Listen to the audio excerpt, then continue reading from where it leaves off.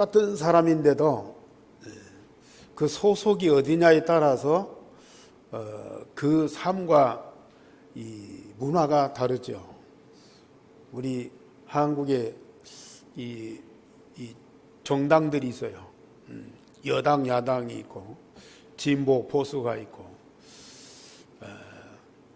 여당 정치인이냐 야당 정치인이냐 어디 속하냐에 따라서 그 정치적인 색깔이 달라요. 진보적인 사람이냐 보수적인 사람이냐 따라서 그 사상이 달라요. 그 사상이 다르면 보는 것과 행동하는 것과 또 이 나가는 방향이 다 달라요.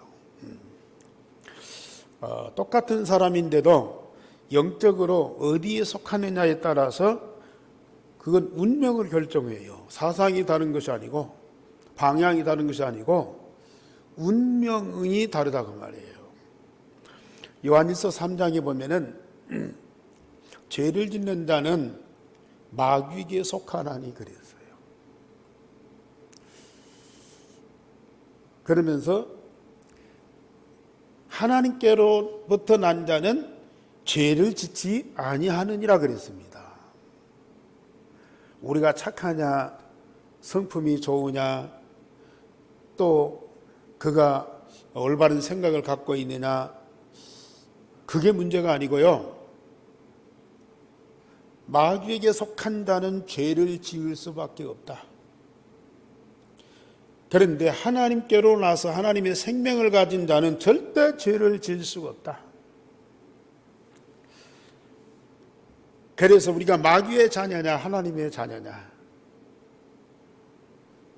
이 두 가지 성향이 우리 운명을 결정합니다.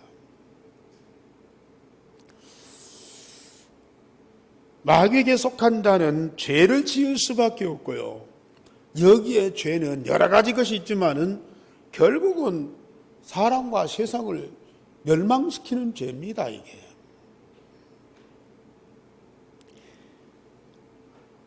그러나 하나님께로 난 자는 죄를 짓지 아니한다.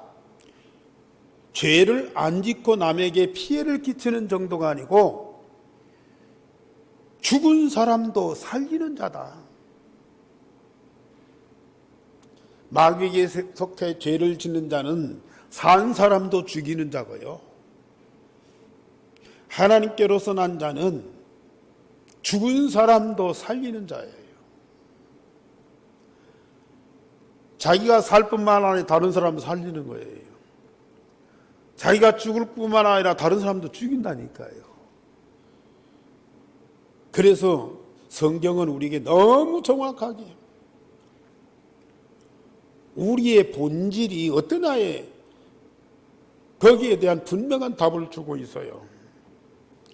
사단은 하나님이 아름답게 창조하신 세상을 무너뜨리는 자이고 하나님은 사단이 멸망시킨 세상을 다시 회복시키시는 분이에요. 그래서 사단에게 붙잡힌 자는 세상을 파괴하는 데 쓰임받는 저주받은 자들이고요. 그리스도의 제자는 세상을 살리는 데 쓰임받는 가장 소중한 사람입니다.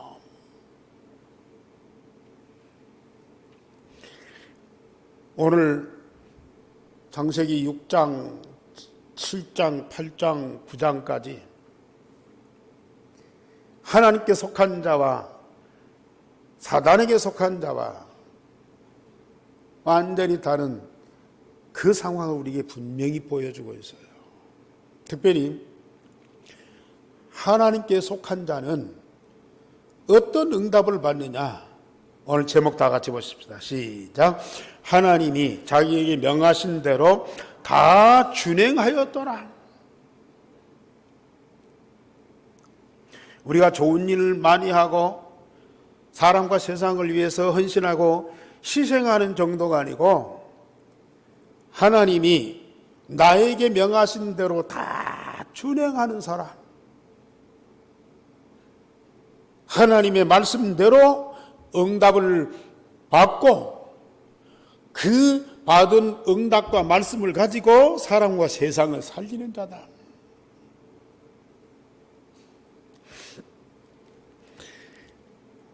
저처럼 창세기 3장에 의해서 네피림이 세상을 장악을 했어요.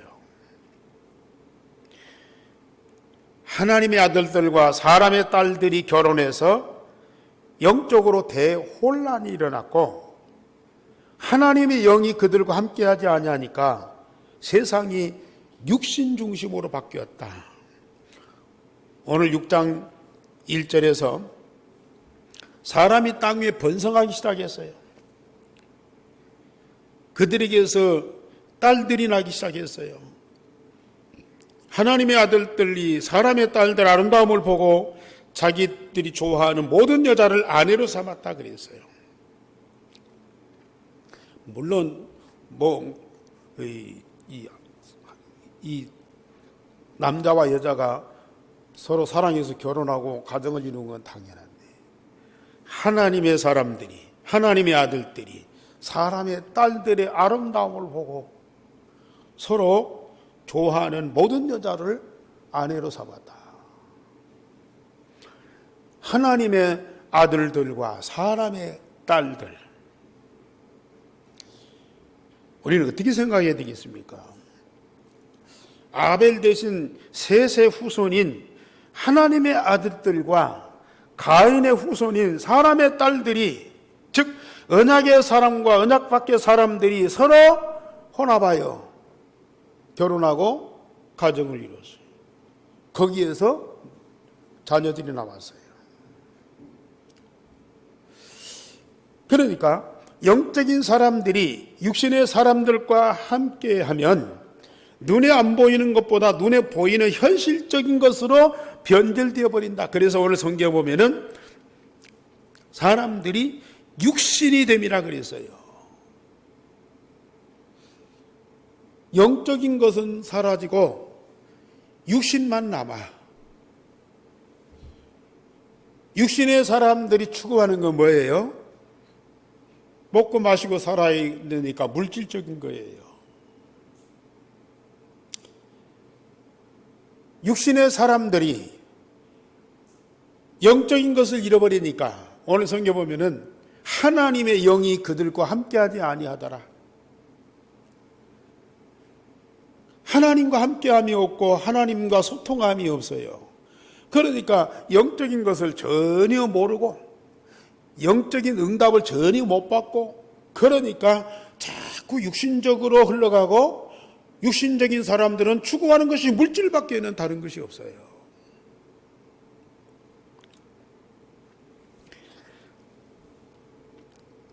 사람들의 모든 삶이 바로 창세기 6장의 세상과 물질 중심으로 흘러가요. 이게 얼마나 무서운 일인지요. 우리 복음 가진 자들이 영적인 삶을 살면서 영적인 힘을 얻고, 그러면서 하나님과 소통하고 사람과 이 세상을 우리는 관리하고 정복하고 다스려야 되거든요. 그런데 하나님과 함께하지 아니하고 영적인 힘이 없고 또 중요한 인간의 본질을 잃어버리니까 결국은 육신 중심으로 흘러요. 당연히 물질을 추구하게 되고요. 그것으로 우리는 풍성해집니다. 그것으로 우리 인간의 모든 삶이 이루어져요. 지금 모든 사람들이 그렇지 않습니까? 이게 창세기 3장 근본 문제에서 오는 결과로 창세기 6장의 물질 중심, 육신 중심, 세상 중심한 삶으로 되어질 수밖에 없다니까요. 거기다가 당시에 땅에는 네피림이 있었다. 하늘에서 하나님이 성령으로 말씀으로 그 백성들과 함께 하지 아니하고 뭐가요? 하늘에서 떨어진 자 사단이 하늘에서 떨어져 가지고 마귀와 악령이 돼 가지고 세상을 지배하는 거예요. 거기에다가 용사와 명성 있는 사람들이 많아졌습니다. 그러니까 세상은 크게 번성하고 부흥될 수밖에 없죠. 이 상황을 사단이 가만둘 리가 없습니다. 보고만이 사단의 영이 사람들의 마음과 생각을 어둡게 할 뿐만 아니라 이걸 문화로 만들어 당연한 전통과 삶으로 제도화시켜버려. 이것이 함정틀 올무가 돼가지고 이게 인생의 삶이고 이게 인생의 운명인 줄 알고 그렇게밖에는 살 도리가 없어요. 그 이상의 것을 생각할 수가 없어요. 뭔가 사람이 영적인 본능이 있잖아요. 뭔가 세상 것으로 만족하지 못하는, 그래서 다른 세계를 추구하고 뭔가를 찾는다고 말해요. 열심히 찾고 부딪히고 그리고 도전하다가 한계에 부딪혀요. 벽에 부딪혀요. 그러면 주저앉아 버려요. 뭔가 이게 아니구나. 이러면 안 되지. 인간이 이것뿐인가? 그러면서 뭔가 다른 것을 찾고 추구한다니까요. 그러다가 아무리 찾아도 없거든요.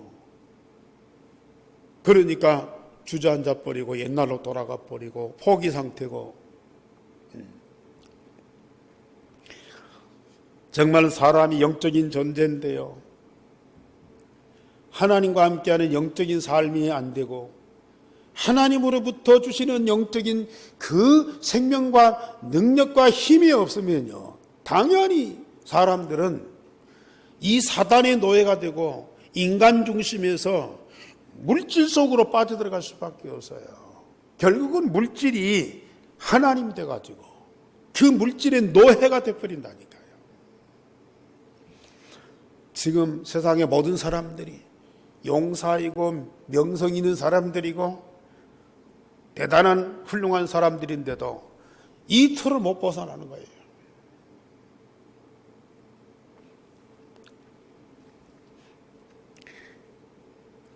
그러니까 어떤 결과가 옵니까? 사람의 죄악이 세상에 가득하고 마음과 생각의 계획이 항상 악하게 된다. 사람들의 마음과 생각의 계획이요, 항상 악할, 하나님이 함께하지 않고 하나님의 말씀이 응답이 없으니까요. 결국은 사단이 주는 마음과 그 생각을 가지고 세상을 살아가야 돼요. 이 사단은 인간을 자꾸 눈에 보이는 육신과 물질 세계로 이게 이끌어 간다니까요. 그러니까 세상 것은 발전할 수 있고요, 물질적인 것은 부흥할 수 있는데 인간의 영혼이 타락하고 마음과 생각이 부패하고, 그래서 오늘 성경에 보면은 온 땅이 하나님 앞에 부패하였다. 11절에 보면은 세상에 포악이 가득하였다. 그럴 수밖에 없습니다. 영적인 분별력이 없으면 육신적이고 물질적인 현실이 앞서기 때문에 하나님과 그 말씀을 무시하거나 대적할 수밖에 없어요.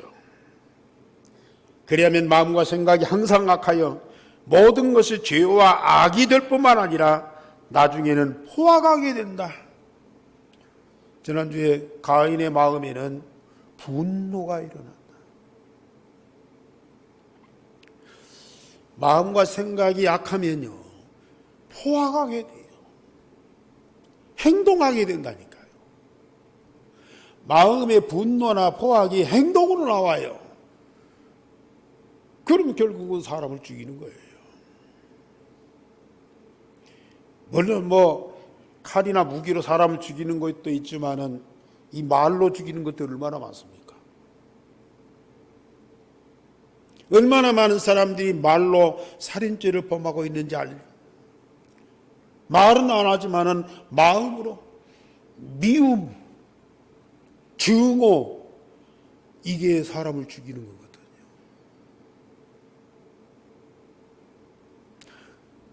우리 사람 마음 속에 복음이 뿌리내리고 마음과 생각이 하나님의 말씀으로 되어지지 않으면 당연히 나 중심하고 물질 중심하고 성공 중심한 우리의 삶과 사상이 모든 사람들에 대해서 사랑하는 것보다는 미움입니다. 이해하는 것보다는 오해를 많이 하게 돼요. 용서하는 것보다는 상처가 많아요. 이게. 그럴 수밖에 없어요. 이런 미움이나 오해나 상처나 분노나 이런 것들이 우리 마음에 가득하게 돼요. 이런 것 갖고는 절대로 사람을 이해할 수가 없다니까요. 용서할 수가 없어요. 그런 사람들을 정말로 사랑하고 그들을 세울 수가 없다니까요. 결국은 눈에 안 보이지만은 점점 사람과 세상을 어때요? 죽여가는 거예요, 이게. 물론 나이 먹고 피곤하고 또 나중에는 힘이 없어지고 그래서 사람은 죽지만은 그동안에 살아오면서 그런 쌓인 것들이 결국은 우리 인간의 수명을 단축할 수밖에 없는 거예요.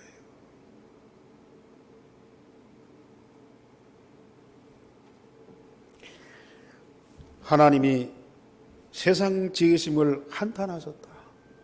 심지어 마음에 근심하셨다. 죄와 악이 가득하고 세상이 너무나 이 포악한 상태에 그것을 보시는 하나님이 세상을 창조하신 그 하나님께서 그걸 보고 어떤 느낌을 가지셨습니까? 한탄하셨다. 탄식하셨다. 어떤 면에서 후회하셨다. 그리고 근심하셨다. 어떻게 할 것이냐 고민되잖아요. 놔둘 수도 없고 멸망시킬 수도 없고 고민할 수밖에 없죠. 결국은 우리 하나님은 길이길이 참으시는 하나님 맞아. 길이길이 참으시는 하나님이에요. 그런데 이 세상이 참을 수 없는 상황이 왔어요. 그래서 하나님은 이 세상을 쓸어버리기로 작정하셨어요. 지금도 그런 상황이 벌어지고 있지 않습니까? 복음이 없는 모든 사람 속에 영적인 이 사실이 분별이 안 되기 때문에 눈에 보이는 사람과 물질과 현상만 따라갈 수밖에 없다니까요. 그러면 결과적으로 이러한 열매를 맺을 수밖에 없어요. 이런 때에 하나님은 두 번째로 렘넌트 노아에게 온 세상을 살리는 승리의 깃발을 꽂게 하셨습니다. 오늘 9절에 8절에 그러나 노아는 여호와께 은혜를 입었더라. 그러나 노아는 여호와께 은혜를 입었더라. 이것이 노아의 족본이라. 노아는 의인이요 당대 완전한 자라. 그는 하나님과 동행하였습니다. 세 아들을 낳았으니 셈과 함과 야벳이라 그랬습니다. 수많은 사람들이 죄와 악으로 가득하여 멸망의 길을 갈 때에 그 중에 한 사람 노아는 하나님의 은혜를 입었더라. 노아는 의인이요. 왜 의인입니까? 창세기 3장 15절 언약 붙잡은 의인이에요. 물론 성품도 좋았겠죠. 그리고 모든 사람을 살아가면서 도와가면서 편하게 해주고 기쁘게 해줄 수 있겠죠. 그것만 갖고는 의인 될 수 없어요. 창세기 3장 15절 여자의 후손이 와서 뱀의 머리를 상하게 할 것이다. 하나님이 주신 언약을 딱 붙잡았어요. 그 언약 가진 자와 하나님이 함께 하실 수밖에 없어요. 하나님이 그에게 말씀으로 응답 주실 수밖에 없어요. 그래서 보면 당대 완전한 자라. 하나님이 함께하고 하나님이 주신 말씀대로 응답받으니까 당대 완전한 자라. 하나님이 동행하시고 하나님이 주시는 말씀을 응답받는 그 노아, 하나님의 은혜를 받은 자요. 다른 사람들은 다 네피림에 노예되고 포로되고 속국되어서 죄와 악으로 가득하여 멸망의 길을 가고 있는데 노아 한 사람, 그는 렘넌트요. 사실 똑같은 인간으로서요, 독불장군처럼 다른 사람은 다 한 길로 가는데 혼자만 삐져나와가지고 애 길로 간다. 그거 쉽지 않은 거예요.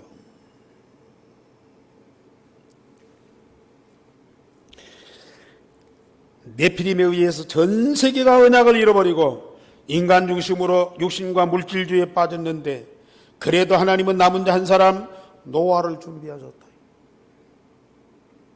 이 시대의 끝까지 남은 자, 앞으로 어떤 일이 있어도 남을 자 누굽니까? 이러한 어둠과 캄캄함이 가득한 세상에 진짜 복음운동을 위해서 남길 자, 그 누굽니까? 우리 한교회 성도님들, 특별히 중자들, 오늘 말씀을 제대로 확실하게 붙잡으셔야 돼요. 누가 권면하니까, 물론 처음에 모르면은 그럴 수밖에 없죠. 누구의 권고에 따라서 교회 올 수도 있고 복음 받을 수도 있어요. 내가 엄청난 문제 속에서 막다른 골목에 이르러서 다른 방법이 없으니까 어쩔 수 없이 우리가 이 복음 붙잡을 수도 있어요. 그럴지라도 우리가 정말로 복음 받았다면, 정말로 유일성의 응답을 반드시 누리셔야 됩니다.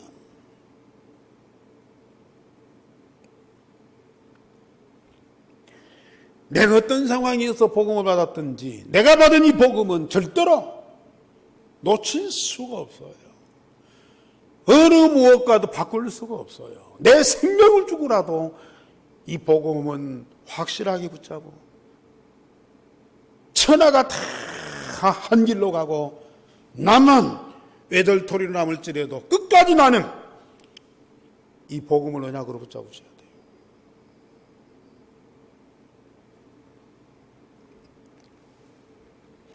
하나님이 노아에게 너와 내 가족과 모든 생명을 위하여 방주를 만들라고 그랬어요. 14절을 다 같이 보십시다. 14절 시작. 너는 코페르나무로 너를 위하여 방주를 만들되 그 안에 칸들을 막고 역청을 그 안팎에 칠하라 그랬어요. 그리고 18절에 보면은 다 같이 시작. 그러나 너와는 내가 내 언약을 세우리니 너는 내 아들들과 내 아내와 내 며느리들과 함께 그 방주로 들어가라 그랬어요. 누구요? 너를 위하여 방주를 만들고 네 가족을 위해서 방주를 만들어라. 그리고 19절 다 같이 시작. 혈육 있는 모든 생물을 너는 각기 암수 한 상씩 방주를 이끌어들여 너와 함께 생명을 보존하게 하라. 모든 생명을 보존하기 위해서 방주를 만들어라. 말씀드렸어요. 세상에 용명 있는 자들, 명성 있는 자들, 훌륭한 분들, 사람과 세상을 발전시키고 부흥시키는데 결국은 사람과 세상을 어디로 끌고 와요? 죽음으로요. 멸망으로 끌고 와요. 그런데 언약 붙잡은 이 노아는 하나님이 주신 그 응답을 인하여서 본인을 살릴 뿐만 아니라 가족을 살리고 그리고 모든 생물을 다 살리는 일. 저와 여러분들을 왜 하나님이 이 자리에 부르셨는지요. 오늘 노아에게 주신 음성을 나에게도 똑같이 주시는 것을 꼭 들으셔야 돼요.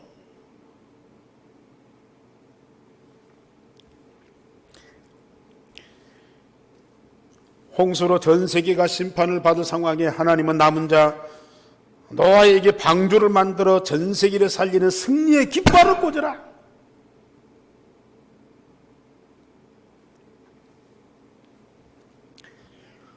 전 세계를 살리는 승리의 깃발. 노아가 그걸 꼽았어요. 노아가 방주를 완성했습니다. 이 말씀하신 때가 120년이 되랴 앞으로 120년의 기간이 남아있다 그렇게 말씀하셨는데 120년 동안 방주를 만들었다고 그래요. 그래서 가족과 짐승과 새들이 방주 안에 들어갔습니다. 그리고 7일 후에 40일 동안 비가 오기 시작해요. 그 비가 오기 전 7일 동안 하나님은 모든 사람이 방주에 들어갈 수 있는 기회를 주었거든요. 그런데 안 들어갔어요. 자, 이런 화창한 날씨에 무슨 비가 오느냐, 무슨 홍수가 나냐. 그리고 지금까지 비가 왔으면 그렇게 많이 왔는데도 한 번도 세상에 망한 적이 없잖아. 비가 오면은 이 집으로 들어갈 것이고, 좀 많이 오면은 이 높은 데로 갈 것이고, 더 많이 오면은 산으로 피하면 될 것이고, 굳이 방주 안에 들어갈 이유가 뭐냐 이거죠. 안 들어갔어요. 영적인 사실을 모르고 정말 하나님의 응답을 못 누리면요, 아무리 세상에 좋은 소식도 마음에 담을 수가 없어요. 그리고 순종할 수가 없어요. 순종할 힘도 없어요. 자, 노아는 어떻게 120년 동안 그 큰 방주를 지을 수 있느냐 그래요. 말씀드렸듯이 한 번도 비가 와서 세상이 망해본 적이 없거든요. 그런데 하나님이 대뜸 방주를 만들어라. 너를 위해서, 가족을 위해서, 모든 생물을 위해서 방주를 만들어라. 그러니 여러분들 같으면 순종하겠습니까? 아무리 언약을 붙잡았다 할지라도, 아무리 24시간 함께 임마누엘을 누렸다 할지라도 그런 황당한 하나님의 말씀을 우리가 순종할 수 있냐 그 말이에요. 근데 지금 우리가 평상시에 언약 붙잡고 일생의 복음을 누리면서 24시 하나님과 함께하는 그 삶이 되면 하나님의 말씀이 사실이고요, 진실이고요, 하나님의 말씀은 분명히 성취된다는 믿음과 확신이 있거든요. 우리의 이치에 안 맞고 논리적으로 안 맞고 상황에 안 맞는 말씀이라도 우리는 그 말씀을 언약으로 붙잡게 되는 거죠. 이게 렘넌트예요. 이런 응답받는 사람들이 바로 세상을 살릴 수 있어요. 일반적이고 상식적인 그 정도 갖고는 안 되잖아요. 일반을 넘어서고 상식을 넘어서는 그런 하나님의 중심에 있는 그 뜻을 우리가 말씀을 통해서 언약으로 붙잡는 거예요. 아마 여기 계신 여러분들도 그걸 체험하는 분들이 있을 거예요. 하나님 중심 속에 있는 그 깊은 뜻이 발견되고 그게 내 마음에 담아졌다. 그게 나의 뜻이 돼요. 그게 나의 비전이 돼요. 그것이 나의 기도 제목이 된다니까요. 날마다 기도 속에서 하나님 중심 속에 있는 그 깊은 뜻과 비전을 내가 누리고 있다니까요. 이런 영적인 삶이 안 되면 눈에 보이는 현실, 물질, 사람 여기에 빨리 들어갈 수밖에 없어요. 여기에 속을 수밖에 없다니까요. 이게.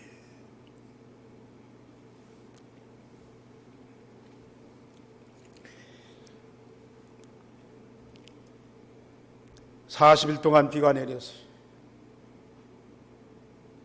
그리고 땅에서 창수가 물이 솟았다 그랬어요. 저는 이 성경을 볼 때마다 하늘에서 비가 내리는 건 이해가 돼도 땅에서 물이 솟아서 온 지면을 덮었다, 그 말은 이해가 안 됐어요. 근데 지금 땅 위에 있는 물들도 많지만 땅 속에 지하에 있는 물들이 얼마나 많습니까? 가물어 가지고 물이 없으면 지하수를 파가지고 그걸 먹든지 농사를 짓든지. 하늘과 땅 속에 있는 모든 물들이 한꺼번에 다 터져버렸어요. 150일 동안 이 지면을 다 덮어버렸어요. 40일 동안 비 오고 창수가 나고 150일 동안 이 지면을 다 덮어버렸다니까. 그러니 사람은 말할 것도 없고 지상에 있는 생물 하나도 남지 않았다. 모든 생물이 다 죽었어요. 어디에만요? 노아가 지은 방주 안에 있는 사람과 가축들, 짐승만 살았어. 다 죽었어.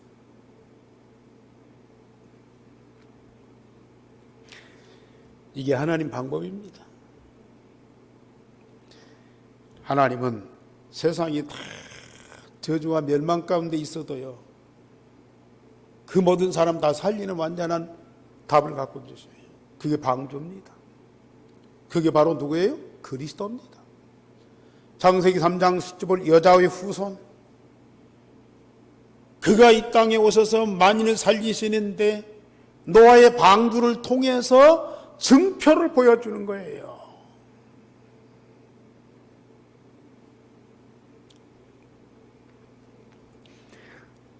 노아의 가족들이 1년 10일 만에 방주에서 나왔어요. 노아가 600세 되던 해 2월 17일에 방주에 들어갔거든요. 근데 나온 날이 언제냐? 노아가 601세 되던 해 2월 27일 날 나왔어요. 그러니까 1년 10일 동안 이 방주에 있다가 나왔어요. 지면의 모든 생물이 다 죽었는데 노아와 그 가족들은 거기에서 살아서 나왔고, 노아는 나와서 여호와께 번제를 드리고 하나님은 향기로운 제물을 받으셨다. 창세기 8장 1절에서 20절에 말씀하고 있어요. 사단과 세상이 아무리 강하여도 하나님의 말씀대로 되어집니다. 그 말씀을 언약으로 붙잡은 자는 살게 되고 그 말씀을 대적하고 사탄의 말을 들은 자는 멸망할 수밖에 없어요. 하나님은 멸망 중에도 반드시 구원의 길을 여십니다. 사단은 끊임없이 사람과 세상을 멸망시키려고 그래요. 그러나 하나님은 더 능한 손으로 완전한 방법으로 멸망할 사람과 세상을 반드시 살리십니다. 그래서 우리 하나님은 복음이라. 이 비밀을 가지고 있는 사람들, 이 복음을 가지고 있는 사람들을 구원과 승리의 감사의 예배를 항상 드릴 수밖에 없죠. 오늘 노아가 방주에 나와서 하나님 앞에 번제의 제단을 드렸어요. 그러면 그때만 예배 드리고 그 이전에 안 드렸겠습니까? 그 이전에도 언약 붙잡은 하나님의 사람은 아벨처럼 항상 하나님 앞에 그 언약을 중심으로 기쁨과 감사하면서 하나님께 예배할 수밖에 없어요.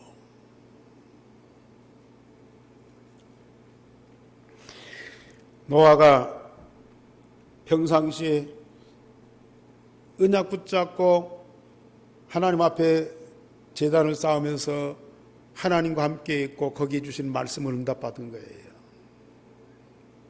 그래서 참 언약 붙잡은 자의 최고의 응답이 뭡니까? 물론 하나님이 함께 하시는 역사인데 그런 응답을 누리면 누릴수록 우리는 하나님께 예배할 수밖에 없다니까요. 두려워서가 아니라 복 받으려고 아니야. 어려울 때 도움 받으려고 아니라 이 복음 통해서 우리가 하나님 만나고 하나님과 함께하면 말씀이 깨달아지고 말씀 속에서 하나님이 어떤 존재인지 하나님이 어떤 뜻을 갖고 있는지 하나님은 앞으로 어떤 이 목표를 두고 이루어 가시는지 그걸 알아가면 알아갈수록 그 하나님을 정말로 사랑하면서 감사함으로 예배할 수밖에 없다니까요.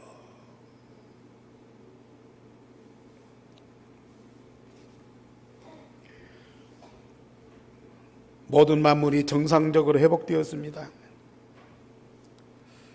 우리 8장 22절 다 같이 한번 보십시다. 8장 22절 다 같이. 땅이 이슬 동안에는 심음과 거둠과 추위와 더위와 여름과 겨울과 낮과 밤이 쉬지 아니하리라.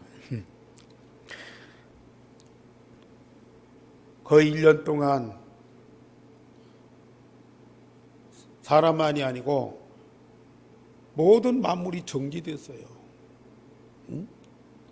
자, 모든 지상이 물로 딱 채워졌어요. 심음도 없고 거둠도 없고 추위, 더위, 여름, 겨울, 철이 없고 낮과 밤이 이게 없어질 정도. 우리가 작년 여름에 유독이 그 장마가 길었잖아요. 거의 50일 동안 장마. 그러니까 모든 생활 삶이 마비될 정도로 계속 밤낮으로 비가 오고 막 그러니까요. 밤낮이 분별이 안 될 정도예요. 정말 이 복음이 없어지면요 세상 모든 만물도 헝클어진다니까요. 우리가 복음으로 세상의 사람을 살리면 세상의 모든 만물도요 정상적으로 회복이 된다. 그래서 우리 하나님이 다시는 세상을 홍수를 멸망시키지 않겠다고 무지개를 언약으로 주시잖아요. 세 번째로 우리는 나의 현장을 살리는 방주운동을 꼭 하셔야 됩니다. 어려울 것도 없습니다. 새 언약 유일성의 복음을 마음껏 누리면서 성삼위 하나님과 함께하고 말씀대로 응답받는 삶으로 참 행복한 언약의 여정을 가게 되면요 방주운동 될 수밖에 없어요.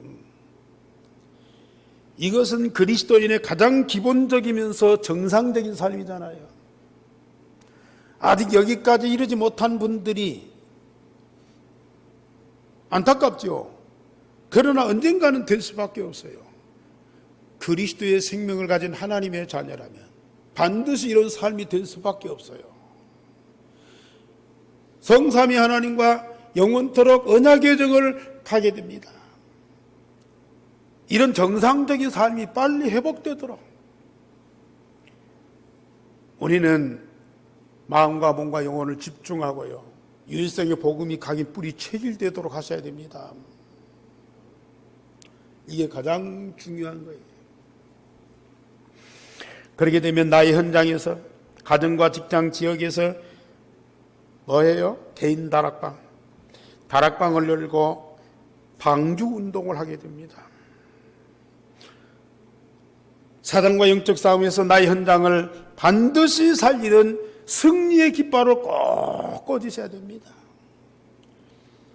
만약에는 방주 운동을 안 하면 결국은 나와 나의 가정과 나의 현장이 다 네피림에 의해서 노예되고 포로되고 속국되면서 멸망할 수밖에 없다니까요. 지금 그런 상태입니다. 지금 노아 홍수의 이 심판 때 모든 이 심판의 물이 세상을 덮은 이 시대입니다. 이런 때 우리는 빨리 방주를 만들어야 돼요. 그 마가다락방 복음운동의 시스템을 만들어야 된다니까요. 어렵지 않습니다. 일생의 복음이 각인 뿌리 체질된다라면 누구든지 이 일을 할 수 있다니까요.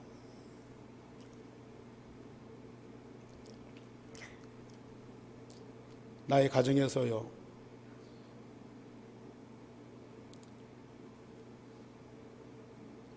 하루에 한 번씩만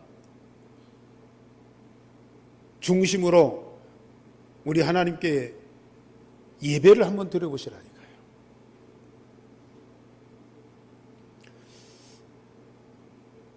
찬송을 부르든지 아니면은 뭐 성경을 읽든지 아니면 메시지를 좀 듣든지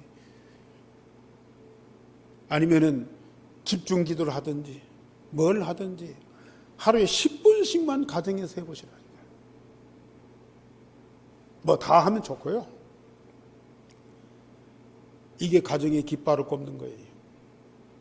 이게 가정을 살리는 방주 운동입니다. 직장 가서 일하기 전이든지 일 끝나고든지 아니면 점심시간이든지 잠깐 동안만 하나님께 집중하는, 하나님이 함께 하시는 응답을 누리는 그 시간을 꼭 가져보라고.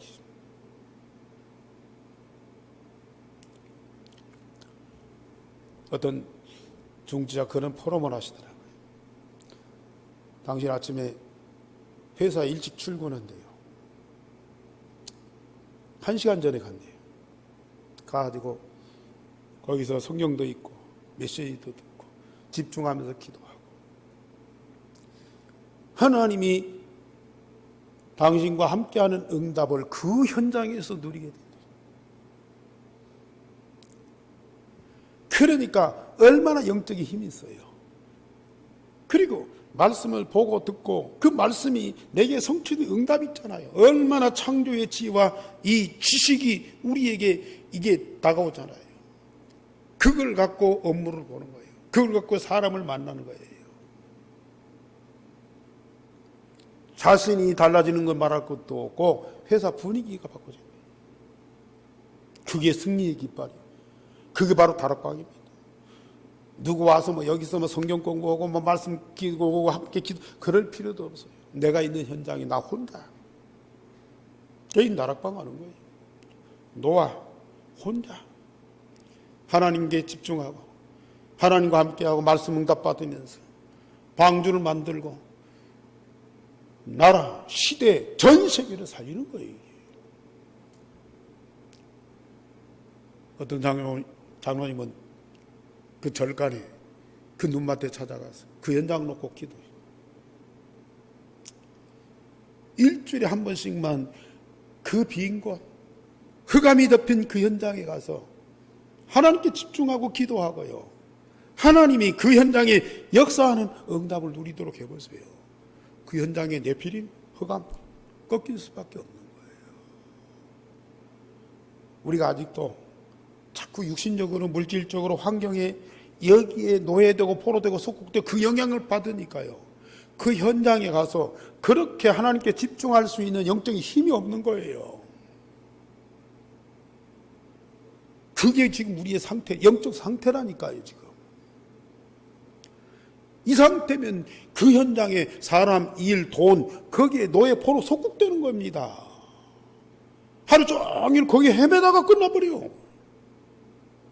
이 사람 저 사람한테 상처받고 이 말 저 말 거기에 왔다 갔다 하고 이런 일 저런 일 막 뭐 해결이 되고 안 되고 그것 때문에 막 분주하고요.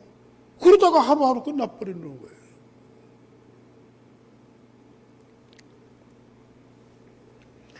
오늘 우리는 정말로 이 응답을 누리시더라. 노아 한 사람이 언약 붙잡고 끝까지 남는 렘넌트가 되니까요. 시대를 살리잖아요. 그러면서 나 현장에서 받은 응답으로 하나님이 받으시는 향기로운 예배, 노아가 방주에서 나와서 하나님께 감사해서 드린 그 향기로운 예배, 하나님이 기쁘게 받으시는 그 예배, 얼마나 감격스러워요.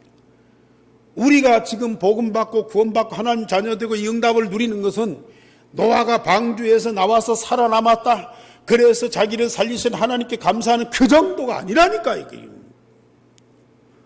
그 예배를 다른 데서가 아니고 여러분들 가정에서 드리라. 그 예배를 여러분들 직장에서 드리라. 좀 더 나가서 우리 지역의 황금어장 아니면 사각지대 재앙지대 찾아가서요, 거기 가서 잠깐씩만 우리가 하나님께 예배 드리고 싶어요. 결론적으로 말씀드립니다. 하나님이 이 시대의 나를 위하여 자녀와 렘넌트로 삼아주셨어요. 나를 찾으세요. 내가 누굽니까? 그리고 하나님 말씀하신 것을 언약 붙잡고 기도하면서 다 준행하는 자, 여호와의 말씀대로 다 준행하는 자. 그 말은 무슨 말이에요? 하나님 말씀대로 지키는 것이 문제가 아니고 하나님이 내게 주신 말씀을 다 응답을 받는 거예요. 말씀대로 되어지는 응답입니다. 얼마나 감사한 일이에요. 하나님 반드시 여러분들에게 그걸 주시게 돼 있어요. 우리는 절대 불가능한 나의 현장에서 생명이 살아나고 병자가 치유되고 서밋이 되어지는, 서밋이 일어나는 그런 응답을 꼭 누리시기를 주님의 이름으로 축원합니다. 우리 하나님 감사를 드립니다. 하나님께서 우리에게 이 시대의 렘넌트로 한 사람 끝까지 남는 나를 세워주시니 감사를 드립니다. 나 한 사람 언약 붙잡고 하나님과 함께 말씀대로 되어지는 응답을 누리고, 그래서 이 시대를 살리는, 나의 현장을 살리는 방주운동이 일어나게 하여 주옵소서. 하나님의 절대 목표를 반드시 이루어가는 하나님의 사람들, 이 시대에 없어서는 아니 될 가장 소중한 그리스도의 제자가 되게 하여 주옵소서. 정말로 하나님께서 우리에게 이 복음운동, 전도운동을 하게 해서 싸우니 생명을 살리고 치유하고 서밋을 만드는 그런 참된 전도운동이 일어나는 축복을 베풀어 주시옵소서. 온 교회와 온 성도들이 이 축복 속에 하나 되게 하여 주옵소서. 주 예수 그리스도 이름으로 기도하옵나이다. 아멘.